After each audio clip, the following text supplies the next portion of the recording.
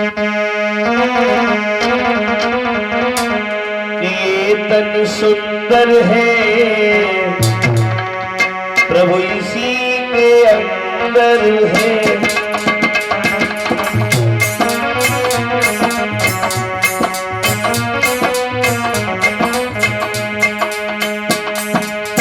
ये तन सुंदर है प्रभु इसी के अंदर है।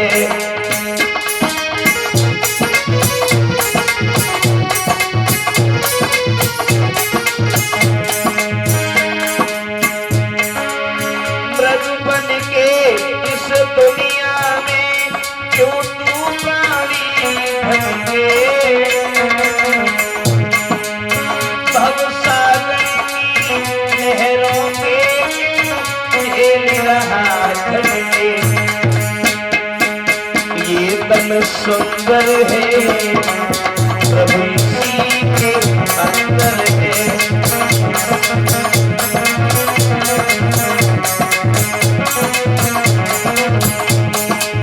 बड़े ही सुंदर शब्दों में कवि ने कल्पना की है कि ये तन सुंदर है प्रभु इसी के अंदर है। मृग बन के इस दुनिया में क्यों तू प्राणी भटके, भव सागर की लहरों के क्यों झेल रहा झटके। ये तन सुंदर है प्रभु इसी के अंदर है। वो कवि संकेत करता है कि अरे प्राणी, जिस भगवान की खोज में तू इस संसार में यूं भ्रमण कर रहा है, यूं भटक रहा है, जिस तरह से कस्तूरी की तलाश में एक हिरन जंगल में इधर उधर भटकता है। कस्तूरी कुंडल वसे मृग ढूंढे बन माहे, और ऐसे घट घट राम है दुनिया देखे ना। जिस तरह से कस्तूरी की तलाश में हिरन इधर उधर भटकता है, और उसी प्रकार से मनुष्य भगवान को पाने के लिए मंदिरों में जाता है, हरिद्वार जाता है, ऋषिकेश जाता है, लेकिन भगवान के दर्शन नहीं होते। दर्शन क्यों नहीं हुए? 84 लाख योनियों में भी भटकते रहे, फिर भी हमें भगवान के दर्शन नहीं हुए। दर्शन क्यों नहीं हुए? तो वो कवि संकेत करता है, मृग बन के इस दुनिया में क्यों तू प्राणी भटके, तू हिरन के समान इस संसार रूपी वन में इधर उधर चक्कर मत खा। तुझे भगवान मिलने वाले नहीं है, क्योंकि तूने कभी खुद के अंदर झांक करके नहीं देखा। ये तन सुंदर है प्रभु इसी के अंदर है। वो कैसे है? वो हमें दिखाई क्यों नहीं देता, हम उसे प्राप्त क्यों नहीं कर पाते? तो पहली पंक्ति में उस कवि ने दर्शाया है, जरा गौर करें।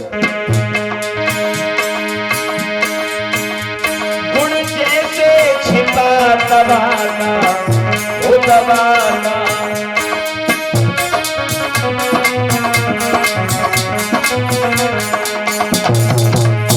क्यों पंखे में रहता बास हवा का,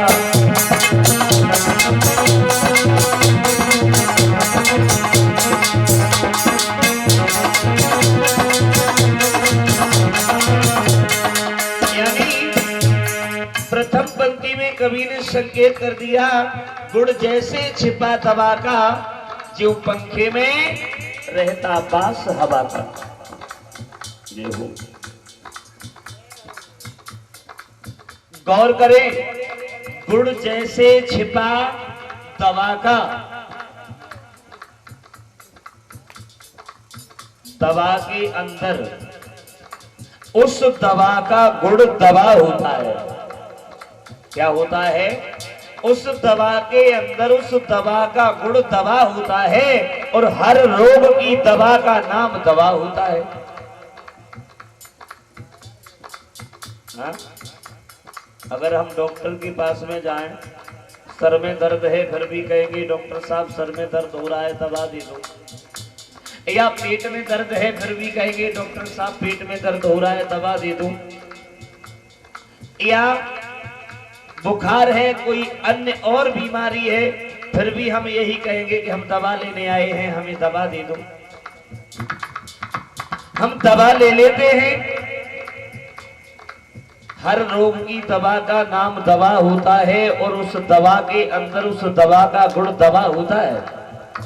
कभी दवा के अंदर हमने झांक करके देखा कि इस दवा के अंदर क्या गुण है? हम देख ही नहीं पाएंगे। महसूस कर सकते हैं कब? अगर सर के दर्द की दवा खाई तो सर का दर्द खत्म, पेट के दर्द की दवा खाई तो पेट का दर्द गायब, या बुखार की दवा खाई तो बुखार सही। तो हम महसूस कर लेते हैं कि इस दवा के अंदर ये गुण था जिससे हम निरोग हो गए। जिस तरह से दवा के अंदर जो दवा का गुण होता है वो दवा होता है, वो दिखाई नहीं देता, केवल हम महसूस कर सकते। उस मैकेनिक ने जिसने ये पंखा बनाया, क्या उसने इस पंखे के अंदर हवा भर दी जो हमें ये हवा दे रहा है? ऐसा नहीं किया। ये पंखा जो है इसके अंदर हवा का बांस है, लेकिन वो हमें दिखाई नहीं देता, केवल हम इसे महसूस कर रहे हैं। अभी पंखा चल रहा है, हमें थोड़ी हवा मिल रही है तो हम महसूस कर रहे हैं कि इस पंखे से हमें हवा मिल रही है, लेकिन ये हवा हमें दिखाई नहीं दे रही है। दिखाई क्यों नहीं दे रही है? बताया, गुण जैसे छिपा दवाना वो दवाना पंखे में रहता बात हवा।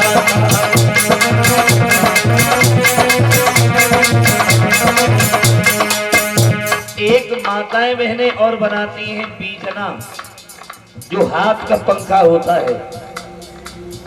उस पंखे से भी हमें हवा मिलती है, लेकिन ये जो पंखा है जब तक बिजली होगी तब तक हवा दे सकता है।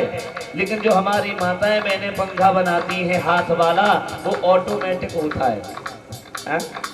उसे जब मर्जी चलाओ, जब मर्जी हवा खाओ, लेकिन वो हवा हमें कब मिलती है? उस हवा को पाने के लिए हम परिश्रम करते हैं। इस पंखे की हवा को खाने के लिए जिसने ये पंखा बनाया उसने कितना परिश्रम किया होगा, इसके अंदर क्या क्या फिट किया होगा। माताएं बहनें जो पंखा बनाती हैं उसमें भी कहीं से दानी लेके आती हैं, कहीं से धागा लेके आती हैं, कहीं से कुछ लेके आती हैं, कहीं से कुछ लेके आती हैं। कितना परिश्रम करती हैं तब वो पंखा बन के तैयार होता है। और बनने के बाद भी हवा नहीं मिलती। हवा कब मिलती है? हवा तब मिलती है सेना जब तक वो और बिना डाली झटके। उस बिजना की उस पंखे की ताड़ी को पकड़ करके जब तक हम हिलाएंगे नहीं, झटके नहीं लगाएंगे, तब तक हमें हवा नहीं मिल सकती। सेना जब तक वो और बिना डाली झटके। भव सागर की लहरों के खेल रहा झटके। अरे ये तन सुंदर है प्रभु इसी के अंदर है।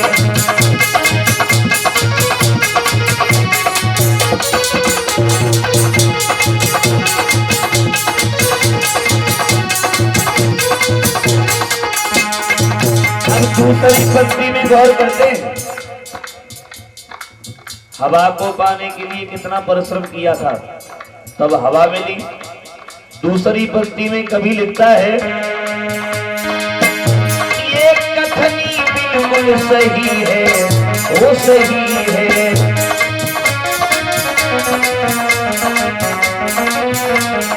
क्या भी छिपा हुआ जैसे रहस्य सही है।